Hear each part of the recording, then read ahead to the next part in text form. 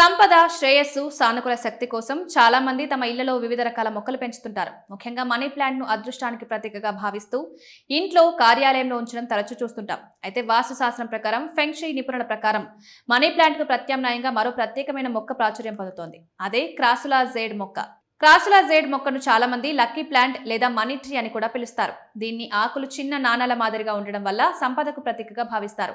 Feng shui సంప్రదాయాల్లో ఈ మొక్కను అదృష్టం, ఆర్థిక స్థిరత్వం, అభివృద్ధికి సూచికగా పరిగణిస్తారు. వాస్తు నిపుణుల ప్రకారం ఇంట్లో పచ్చదనం ఉండడం వల్ల సానుకూల వాతావరణం ఏర్పడుతుంది. ముఖ్యంగా క్రాసులా జేడ్ వంటి మొక్కలు ఇంటి అందాన్ని పెంచడమే కాకుండా ప్రశాంతమైన వాతావరణాన్ని కల్పిస్తాయని చాలా మంది విశ్వసిస్తారు. ప్రత్యేకంగా ఉద్యోగాల్లో ఎదుగుదల కోరుకునేవారు, వ్యాపారంలో పురోగతి సాధించాలని ఆశించేవారు ఈ మొక్కను తమ కార్యాలయాల్లో, ఇంటి ప్రవేశ ద్వారం దగ్గర ఉంచుతారు.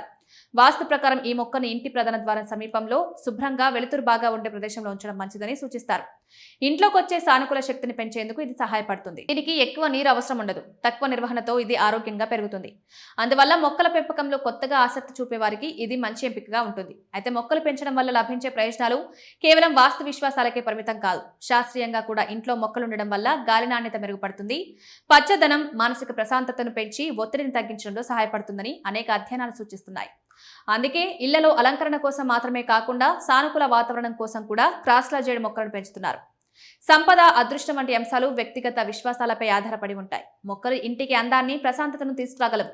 కానీ ఆర్థిక విజయానికి కృషి, ప్రణాళిక, సరైన నిర్ణయాలే ప్రధాన కారణాలు.